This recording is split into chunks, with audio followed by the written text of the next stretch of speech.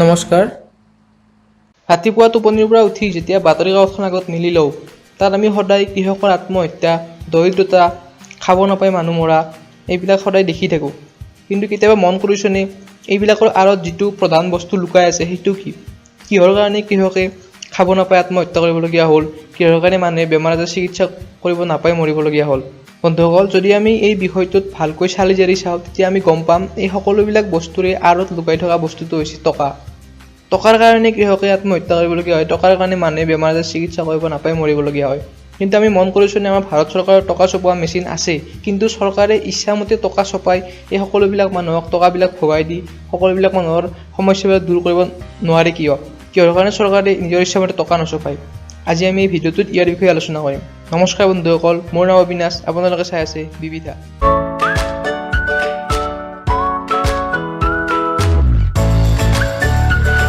বন্ধুসকল, আমি প্ৰায়ভাগেই জানো যে ভাৰত চৰকাৰৰ হাতত টকা ছপোৱা মেচিন আছে আৰু ৰিজাৰ্ভ বেংকৰ হাতত এইটো অধিকাৰ আছে যে তেওঁলোকে টকা ছপাব পাৰে। কিন্তু কিহৰ কাৰণে চৰকাৰে নিজৰ ইচ্ছামতে যিমান লাগে সিমান টকা নছপায়, সকলোবিলাক দুখীয়া মানুহৰ মাজত ভগাই দি সকলোবিলাকক কিয় ধনী কৰি নিদিয়ে? কেতিয়াবা ভাবি চাইছোঁনে? তো ইয়াৰ আঁৰত যিটো কাৰণ সেইটো হৈছে কোনো এখন দেশৰ চৰকাৰৰ হাতত টকা ছপাব পৰা যিটো ক্ষমতা, সেইটো এটা নিৰ্দিষ্ট সীমাৰ ভিতৰত থাকে আৰু সেই সীমাটো হ'ল দেশখনত যিমান সামগ্ৰী আৰু যিমান সেৱা আছে সেইটোৰ সমানতে তেওঁলোকে টকা ছপাব পাৰে।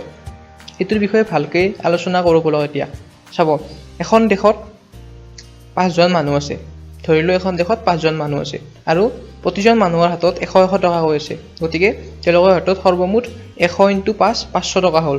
এতিয়া আমি ধৰোঁ তেওঁলোক সকলোৱে খাবলৈ 50 কিলোগ্ৰাম চাউল আছে। এতিয়া আমি যদি হিচাপ কৰোঁ 50 কিলোগ্ৰাম চাউলৰ দাম হ'ব 500 টকা। এতিয়া আমি ধৰিলোঁ সেই দেশৰ চৰকাৰে নিজৰ ইচ্ছামতে টকা ছপালে আৰু প্ৰতিজন মানুহৰ হাতত 1000 টকাকৈ আহিলে। এতিয়া 500, এতিয়া 5 × 1000 5000 টকা হ'ল। গতিকে সেই একেখিনি 50 কিলোগ্ৰাম চাউলৰ মূল্য আগতে 500 টকা আছিল আৰু এতিয়া টকা বেছিকৈ ছপোৱাৰ ফলত সেই একেখিনি 50 কিলোগ্ৰাম চাউলৰ দাম 5000 টকা হ'ল। গতিকে আমি দেখিলোঁ যে বস্তুৰ দামটো হঠাৎ বাঢ়ি গ'ল।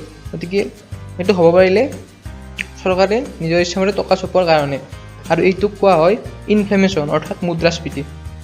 আৰু এটা কথা আপোনালোকক জনাই থওঁ যে ৰিজাৰ্ভ বেংক অফ ইণ্ডিয়াই একবাৰত 200 কোটি টকাহে ছপাব পাৰে। তেওঁলোকে 200 কোটি টকা ছপোৱাৰ বিনিময়ত 115 কোটি টকাৰ সোণ তেওঁলোকৰ লগত মজুত ৰাখে আৰু 85 কৰোৰ টকাৰ বিদেশী মুদ্ৰা তেওঁলোকৰ লগত মজুত ৰাখে। তাৰপিছত তেওঁলোকে 200 কৰোৰ টকা বজাৰত মুকলি কৰি দিয়ে। আমি যদি এতিয়ালৈ গৈ চাওঁ, একবাৰ জাৰ্মানীয়ে প্ৰথম বিশ্বযুদ্ধৰ সময়ত নিজৰ ইচ্ছামতে টকা ছপাইছিলে আৰু একবাৰ জিম্বাবৱে নিজৰ ইচ্ছামতে টকা ছপাইছিলে, ফলত তেওঁলোকৰ দেশত বস্তুৰ দাম বাঢ়ি গৈছিলে, অৰ্থাৎ তেওঁলোকৰ দেশত মুদ্ৰাস্ফীতিৰ সৃষ্টি হৈছিলে।